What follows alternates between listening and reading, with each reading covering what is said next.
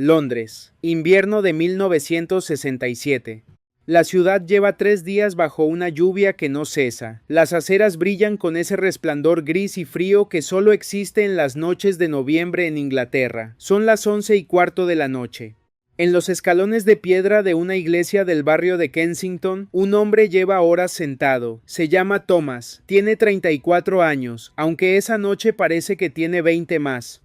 Lleva el mismo abrigo desde hace 4 días. Un abrigo fino, sin forro, completamente empapado. Tiene las manos entre las rodillas, la cabeza agachada. No llora, ya no tiene fuerzas para llorar. Lleva 3 días sin comer una comida de verdad. No es un vagabundo. Hace 3 semanas era contable en una empresa de importación en el centro de Londres. Hace 3 semanas tenía un apartamento, un trabajo, una rutina. Pero hace 3 semanas su empresa quebró de un día para otro, el propietario desapareció con el dinero, y Thomas se quedó sin sueldo, sin referencias, sin nada. El casero lo echó 4 días después. No había familia cercana, no había ahorros suficientes, solo había esa noche, esos escalones, esa lluvia. De repente, unos pasos. Thomas no levanta la cabeza, está acostumbrado a que la gente pase de largo. En Londres, la gente aprende a no ver lo que no quiere ver, pero estos pasos se detienen, justo frente a él. Unos zapatos elegantes, finos, de mujer. Y entonces, una voz suave, tranquila, sin el tono condescendiente que Thomas había aprendido a detectar en las pocas personas que se habían dirigido a él esa semana, sin lástima. Sin distancia. Solo una pregunta directa, casi íntima, como si esa mujer lo conociera de toda la vida. ¿Cuándo fue la última vez que comiste algo de verdad? Thomas levanta la cabeza y ve a una mujer de pie frente a él, esbelta, con un pañuelo en la cabeza y el cuello del abrigo levantado contra la lluvia. Lleva guantes, un bolso pequeño bajo el brazo. Sus ojos son grandes, oscuros, y lo miran con una expresión que Thomas tardará años en describir con exactitud. No es lástima, no es curiosidad, es algo más difícil de nombrar. Es reconocimiento. Como si esa mujer supiera exactamente lo que es sentarse en unos escalones y no tener a dónde ir, como si ella también hubiera estado en ese lugar alguna vez. Thomas no sabe quién es ella, no lo sabrá hasta 11 años después. Para entender lo que ocurrió en esos escalones de Kensington esa noche de noviembre de 1967, hay que entender primero quién era la mujer que se detuvo y por qué se detuvo. Audrey Hepburn tenía 38 años en esa fecha. Era, en todos los sentidos posibles, la mujer más reconocida del planeta. Había ganado el Oscar. Había protagonizado Desayuno con Diamantes, Vacaciones en Roma, My Fair Lady, Sola en la Oscuridad. Su rostro había estado en las portadas de todas las revistas del mundo. Hubert de Givenchy la vestía exclusivamente desde hacía más de una década. Coco Chanel la consideraba el epítome de la elegancia. Cecil Beaton la había fotografiado más veces de las que podía contar. Pero en el otoño de 1967, Audrey Hepburn estaba rota. Nadie lo sabía todavía. El mundo seguía viendo la imagen pública, el peinado perfecto, la sonrisa inmutable, pero por dentro, Audrey llevaba meses lidiando con algo que no sabía cómo nombrar. Su matrimonio con Mel Ferrer, después de 13 años, se estaba desintegrando silenciosamente. No había gritos, no había confrontaciones dramáticas, solo había distancia. El tipo de distancia que crece entre dos personas cuando ya no tienen nada que decirse pero tampoco saben cómo terminar. Había perdido 3 embarazos, 3 veces había querido ser madre y 3 veces su cuerpo había dicho que no. El único hijo que tenía, Sean, lo era todo para ella. Pero Sean tenía 7 años y las noches en ese apartamento de Londres eran largas. Además, algo había cambiado en su relación con Hollywood. La industria estaba mutando. Llegaban nuevas actrices, nuevas estéticas, nuevas reglas. El tipo de películas que Audrey sabía hacer elegantes, contenidas, construidas sobre la sutileza y la gracia, estaban pasando de moda. Las productoras querían algo distinto, más crudo, más explícito, más moderno. Audrey no encajaba en ese nuevo molde, y lo sabía. Esa noche de noviembre de 1967, después de una reunión que no había ido bien con un productor que le había propuesto un papel que ella no podía aceptar, Audrey salió a caminar sola por Kensington. Era algo que hacía cuando necesitaba pensar. Londres de noche la calmaba, le gustaba esa hora en que la ciudad se vaciaba, y las calles recuperaban una quietud que durante el día era imposible. Llevaba 20 minutos caminando cuando vio a Thomas. Más tarde, mucho más tarde, Audrey hablaría de ese momento con una amiga íntima, no con periodistas, no en entrevistas, solo con alguien de confianza, en privado. Y lo que diría es esto, que no fue una decisión, que sus pies simplemente se detuvieron, que fue algo involuntario, como si su cuerpo hubiera reconocido algo en esa figura encorvada en los escalones que su mente todavía no había procesado. Lo que Audrey reconoció, aunque no lo articuló así en ese momento, era el hambre, no solo el hambre física, el otro tipo de hambre, la que tiene que ver con estar completamente solo en un mundo que sigue girando sin detenerse a mirarte. Audrey sabía exactamente cómo se sentía eso. Para entender por qué Audrey Hepburn podía reconocer el hambre en la cara de un desconocido, hay que retroceder hasta los años que nadie relaciona con ese nombre. Hay una imagen de Audrey Hepburn que el mundo conoce de memoria: el vestido negro de Givenchy, los diamantes, el cigarrillo en la boquilla larga, la sonrisa que no necesita esfuerzo, la elegancia que parece no costarle nada. Lo que esa imagen no muestra es lo siguiente, que Audrey Kathleen Ruston nació el 4 de mayo de 1929 en Bruselas, que cuando tenía 10 años su padre las abandonó a ella y a su madre, que la Segunda Guerra Mundial la sorprendió viviendo en los Países Bajos con su familia materna, y que entre 1940 y 1945 Audrey pasó los años más críticos de su infancia bajo la ocupación nazi en Arnhem.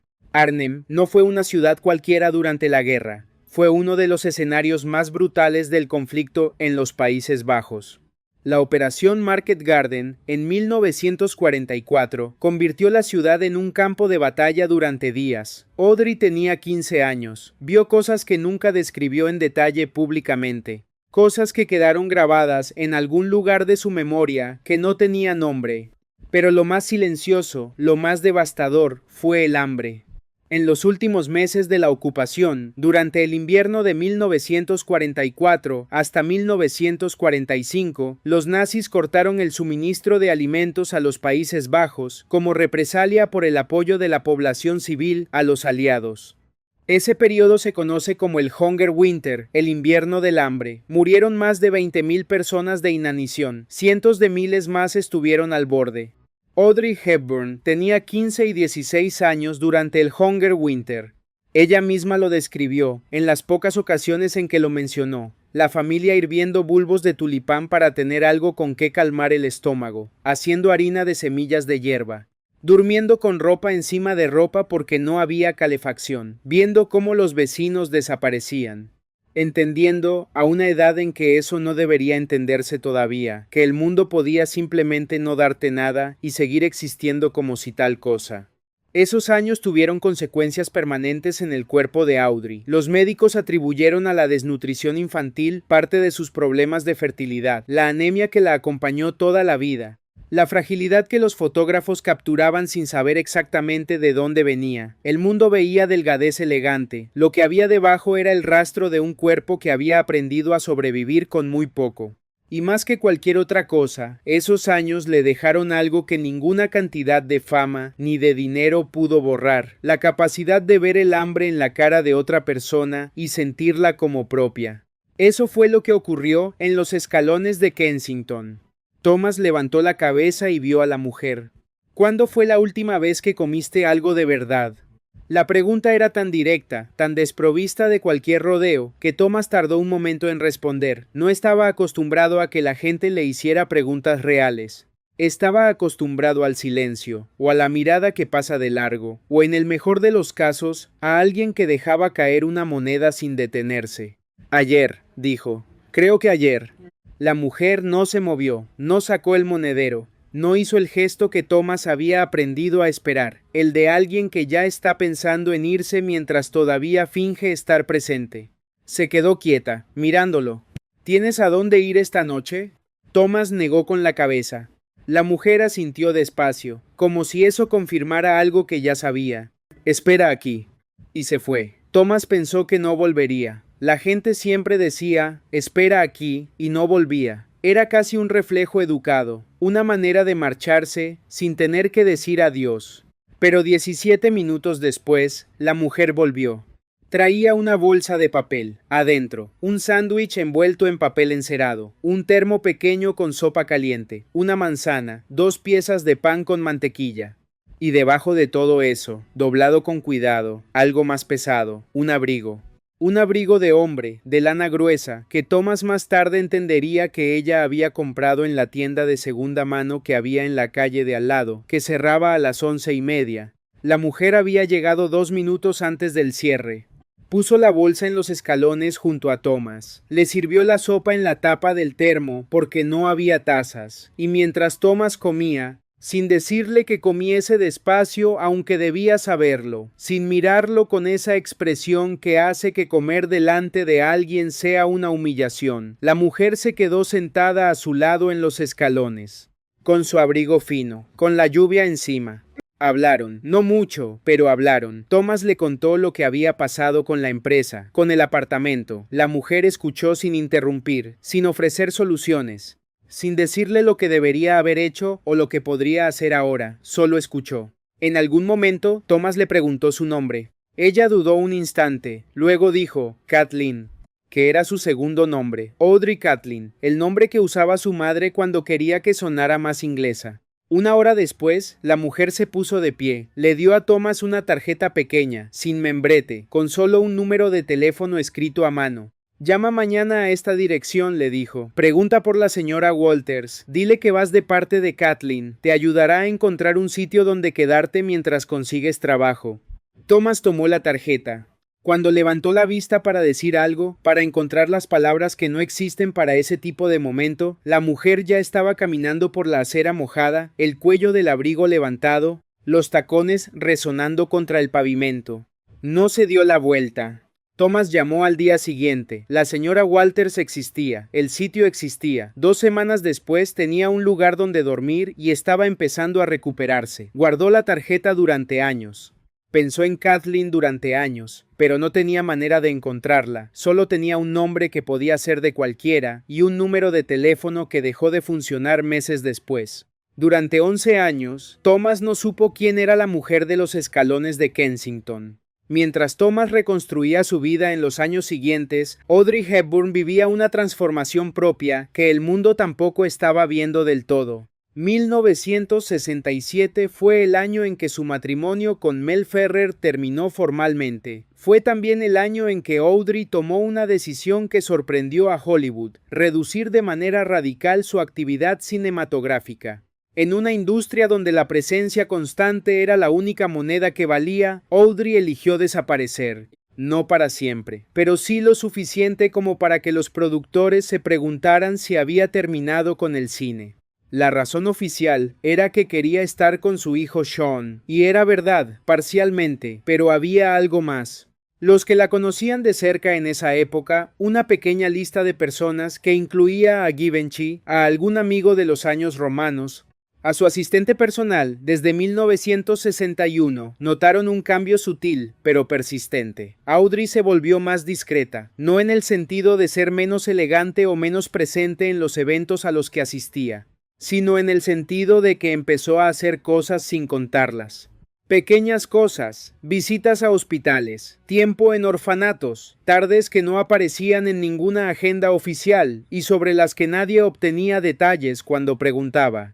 En 1968, un año después de la noche de Kensington, Audrey dio una entrevista a una revista francesa en la que dijo algo que en ese momento casi nadie entendió del todo.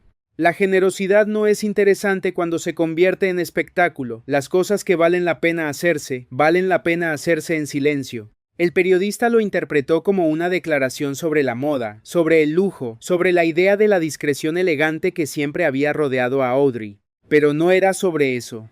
Era sobre los escalones de Kensington. Era sobre la señora Walters y el número de teléfono escrito a mano. Era sobre haber entendido, a los 38 años, algo que llevaría el resto de su vida practicando, que el acto de ayudar a alguien perdía algo esencial en el momento en que se convertía en una historia que contar.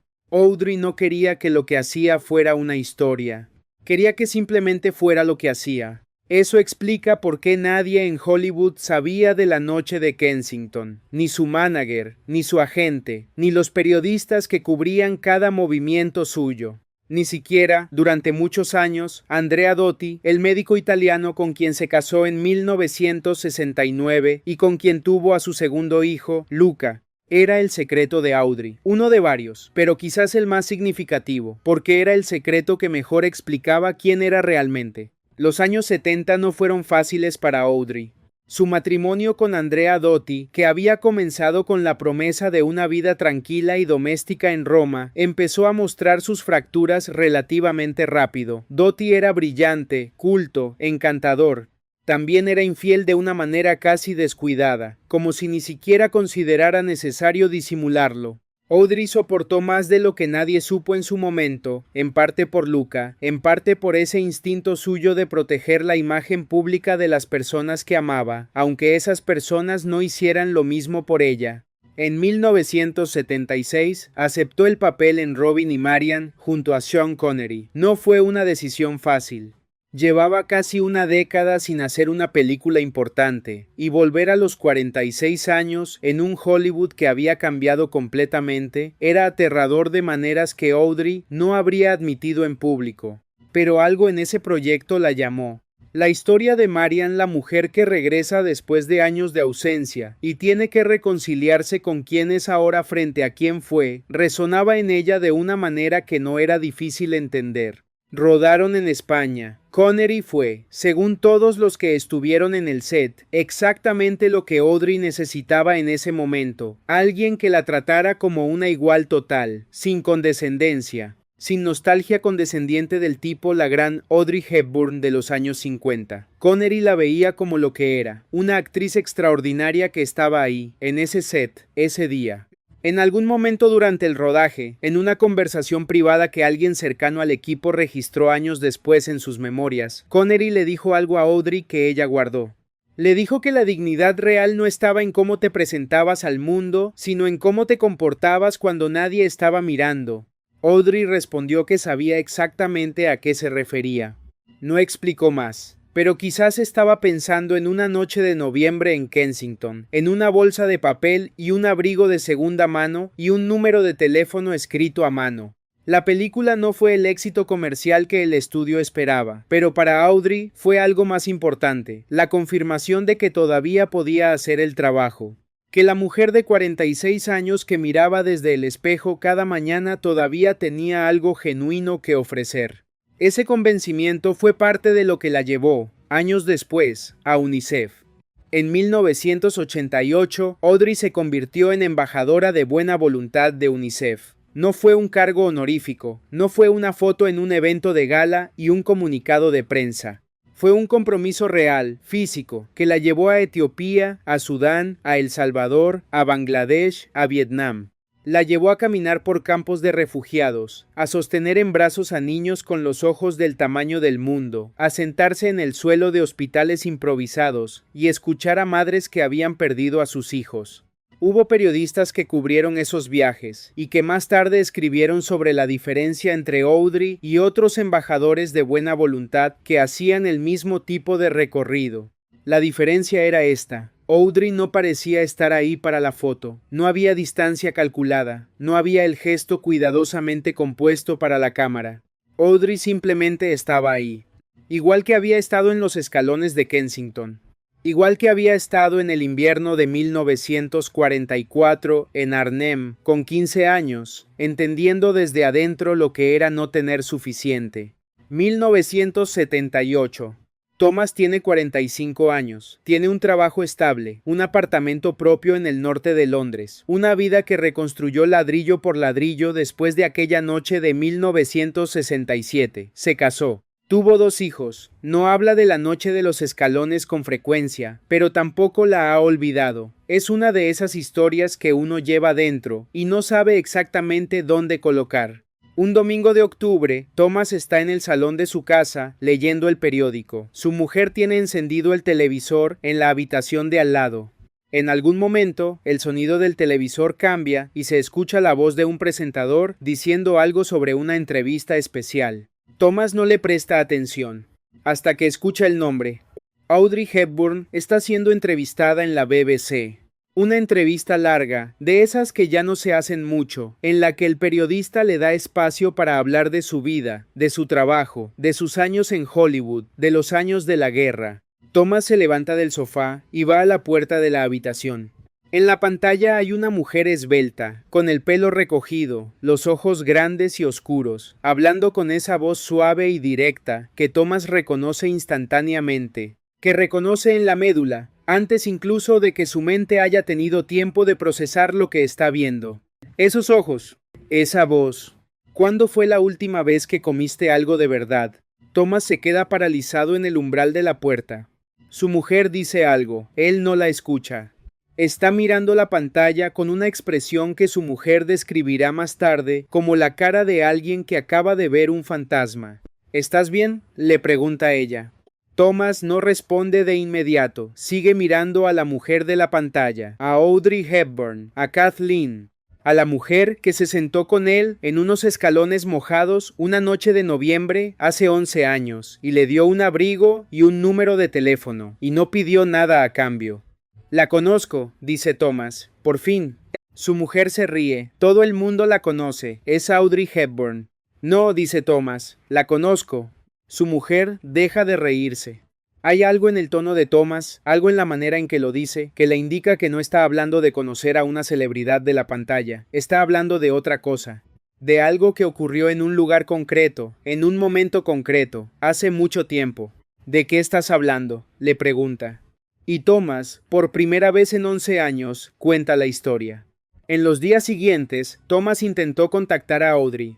No era fácil, no había redes sociales, no había una manera directa de llegar a alguien de la fama de Audrey Hepburn, a menos que uno tuviera una conexión en el mundo del espectáculo, que Thomas no tenía. Escribió una carta dirigida a su agencia, escribió otra a la productora de la entrevista de la BBC, escribió una tercera al departamento de correo del estudio con el que Audrey había trabajado en los años 60. Las 3 cartas describían lo que había ocurrido esa noche de noviembre de 1967, los escalones, la sopa, el abrigo, el nombre Kathleen. Ninguna de las cartas obtuvo respuesta directa, pero una de ellas llegó. No a Audrey personalmente, a alguien de su entorno que la leyó y la guardó, sin decirle nada a Audrey en ese momento, quizás porque parecía demasiado improbable. Quizás porque ese tipo de historias llegaban con cierta frecuencia y la mayoría resultaban ser confusiones o invenciones. Quizás simplemente porque la carta se perdió entre decenas de otras que llegaban cada semana. Thomas no lo sabría durante mucho tiempo. Siguió con su vida. Siguió siendo el hombre que llevaba 11 años con esa historia en algún lugar del pecho. La historia de la mujer que se había detenido cuando nadie más lo hacía. Ahora tenía nombre. Tenía cara en una pantalla de televisión, pero seguía siendo inalcanzable. Lo que Thomas no podía saber es que Audrey, en esos mismos años, estaba haciendo versiones de esa misma noche, en distintos lugares y con distintas personas, no siempre tan íntimas, no siempre de manera tan directa, pero el impulso era el mismo, ver a alguien que necesitaba algo y no seguir caminando. Era quien era, no lo había decidido en Kensington, lo había aprendido en Arnhem, con 15 años, cuando alguien le había dado comida a ella, y eso había marcado la diferencia entre sobrevivir y no sobrevivir. Porque eso es lo que ocurrió en el Hunger Winter, que hubo personas que dieron, que hubo vecinos que compartieron lo último que tenían, que hubo momentos en que un bulbo de tulipán hervido pasó de una mano a otra y ese gesto pequeño fue la diferencia. Audrey lo recordaba. Siempre lo recordó, y en cada calle, en cada ciudad, en cada noche en que sus pies se detuvieron frente a alguien que necesitaba algo, era eso lo que estaba devolviendo. Una deuda que no se puede pagar del todo, pero que se puede honrar. 1989, 2 años después de que Audrey se convirtiera en embajadora de buena voluntad de UNICEF.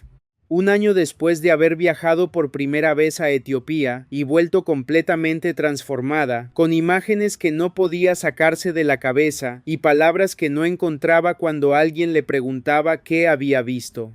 Thomas, a esas alturas, trabaja en el sector de servicios sociales en Londres. Es una elección que él mismo atribuye, en parte, a esa noche de 1967. Algo en la manera en que aquella mujer ahora sabe su nombre, lo ha sabido durante 11 años, se sentó con él en esos escalones, sin hacer nada especial excepto estar presente. Algo en eso le había dejado una marca que tardó años en entender, pero que terminó siendo determinante en sus decisiones.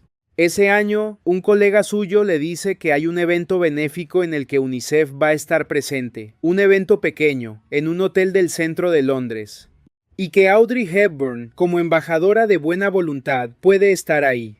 Thomas asiste. Audrey no viene esa noche. Algo cambia en su agenda en el último momento. Un representante de UNICEF habla en su lugar. Es un evento bien organizado, con buenas intenciones, y Thomas lo escucha todo con atención. Pero en algún momento, mirando la silla vacía donde habría estado Audrey, siente algo que no sabe exactamente cómo describir. No es decepción, es algo más tranquilo que eso. Una especie de paz con la distancia. Quizás, piensa Thomas, hay cosas que no necesitan cerrarse de la manera que uno imagina. Quizás basta con saber, con haber llevado esa historia todos estos años y entender, ahora que la ve desde la otra orilla, que la mujer que se detuvo en esos escalones era exactamente la misma persona que ahora cruzaba medio mundo para sentarse en el suelo de un campo de refugiados en Etiopía. El mismo gesto, la misma convicción de que estar presente era suficiente, más que suficiente. Hay personas que cambian el mundo con discursos, hay personas que lo cambian con leyes y con políticas y con movimientos que llenan las calles, y hay personas que lo cambian deteniéndose, una vez, en el lugar correcto, en el momento correcto, frente a la persona correcta. Audrey Hepburn hizo las tres cosas, pero fue lo tercero lo que más le costó y lo que menos se vio. Enero de 1993. Audrey Hepburn lleva meses luchando contra un cáncer de colon que se ha extendido más rápido de lo que los médicos esperaban. Está en su casa en Tolochenaz, Suiza, con Robert Wolders, el hombre que había sido su compañero durante los últimos años, y que según todos los que los conocían, la había amado con una estabilidad y una paciencia que Audrey no había encontrado fácilmente en su vida. Sus hijos, Sean y Luca, están cerca. En esas semanas, Audrey tiene conversaciones que nunca habría tenido en otro momento. La cercanía de la muerte tiene esa propiedad, afloja las palabras que uno lleva años guardando. Con Robert habla de los viajes a África, de los niños de Etiopía, de una niña de 4 años en Somalia que le apretó la mano durante 10 minutos sin decir nada y que Audrey no podía quitarse de la cabeza. Con Sean habla de los años en Roma cuando él era pequeño, de las tardes en que lo llevaba a los parques, y dejaba de ser Audrey Hepburn por unas horas para ser simplemente su madre. Y en algún momento, en una de esas conversaciones que Robert recordó años después, Audrey habla de una noche en Londres, de escalones, de un hombre que no tenía a dónde ir, y de una tienda que cerraba a las 11:30, y de un abrigo que había costado lo que había costado, y que no importaba cuánto había costado. No sé qué fue de él, dice Audrey, espero que esté bien. Robert le pregunta de qué noche habla. Una noche de 1967, dice ella, antes de casarme con Andrea, cuando todo estaba roto. Y entonces dice algo que Robert guarda durante años, y que eventualmente comparte con alguien de confianza. Esa noche fui yo quien recibió algo. Él no lo sabe, pero fui yo. Robert le pregunta qué quiere decir. Audrey tarda un momento en responder. Tiene los ojos cerrados. Habla despacio, como si estuviera eligiendo cada palabra con mucho cuidado, como si hubiera esperado mucho tiempo para poder decir esto en voz alta. Cuando todo en tu vida está roto, dice, y sales a caminar por una ciudad que no te conoce, y de repente ves que alguien más también está solo en la oscuridad, eso te devuelve algo. Te devuelve la perspectiva, te recuerda que el dolor tuyo no es el único dolor que existe, y que si puedes hacer algo, aunque sea pequeño, aunque sea por una sola persona, eso basta. Hace una pausa. Esa noche yo necesitaba recordar que podía ser útil, y él me lo dio sin saber que lo estaba dando. Se queda en silencio. Espero que esté bien, repite. Son las últimas palabras que Robert recuerda que dijo sobre esa noche. Audrey Hepburn murió el 20 de enero de 1993 en Tolochenaz, Suiza. Tenía 63 años. A su lado estaban Robert Wolders y sus hijos. Esa misma mañana, en el norte de Londres, Thomas leyó la noticia en el periódico. Tardó un momento en poder seguir leyendo. Luego dobló el periódico, lo dejó sobre la mesa de la cocina y miró por la ventana durante un tiempo que no supo medir. Pensó en una noche de 1967, en una voz en la oscuridad, en una sopa caliente en la tapa de un termo, en un abrigo que había costado lo que había costado. Pensó en todo lo que no había podido decirle. En los meses que siguieron a la muerte de Audrey, circuló entre personas que la conocían de cerca un texto que ella había dictado a Robert en sus últimas semanas. No era para publicar, era para sus hijos. Una especie de carta que no era una carta, más parecida a una lista de las cosas que había aprendido. Algunas eran conocidas porque las había dicho en entrevistas, otras eran nuevas. El texto llegó de manera fragmentada a algunas publicaciones, que lo reprodujeron parcialmente. Una de las cosas que decía era esta: que la elegancia no tiene nada que ver con la ropa, que la verdadera elegancia es negarse a mirar a alguien sin verlo realmente. Thomas leyó esas palabras en un artículo publicado varios meses después de la muerte de Audrey. Estaba en su cocina, tomando café, leyendo el periódico de un sábado. Y cuando llegó a esa frase, tuvo que dejar la taza sobre la mesa, porque las manos le temblaban. Negarse a mirar a alguien sin verlo realmente. Eso era exactamente lo que ella había hecho en los escalones de Kensington. Exactamente eso. Thomas no había podido agradecérselo en vida, no había podido encontrar las palabras ni el camino para llegar hasta ella. Pero leyendo esa frase en su cocina, ese sábado tranquilo de 1993, comprendió algo que quizás era más importante que el agradecimiento. Que ella ya lo sabía. Que no lo había hecho para ser agradecida, no lo había hecho para ser recordada, no lo había hecho para que nadie lo contara después. Lo había hecho porque no podía no hacerlo. Porque había aprendido, en un invierno de 1944, en los Países Bajos, que había cosas que valía la pena hacer simplemente porque valían la pena, sin audiencia, sin testigos, sin que quedara registro de ningún tipo. Solo el gesto, solo la persona, solo ese momento en que alguien elige detenerse. Y eso, pensó Thomas, era suficiente. Era más que suficiente.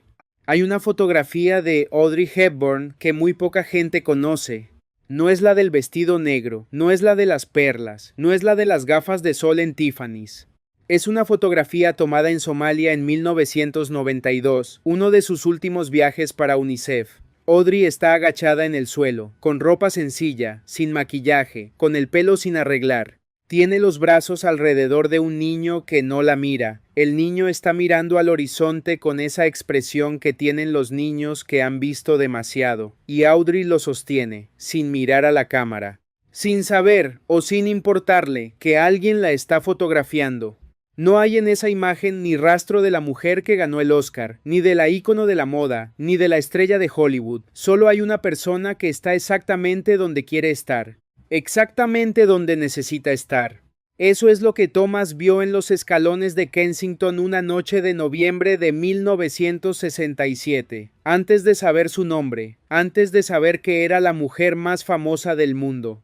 Vio a alguien que se detuvo, en un mundo que no para, en una ciudad que no para, en una industria que no para, en una vida que tampoco paraba, porque la vida de Audrey Hepburn en esos años era una sucesión de presiones y expectativas y pérdidas que no terminaban de asentarse, y aún así, en medio de todo eso, se detuvo. No porque fuera fácil, no porque tuviera tiempo, no porque alguien se lo pidiera, sino porque vio a alguien solo en la oscuridad, y su cuerpo recordó lo que era eso antes de que su mente tuviera tiempo de calcular nada.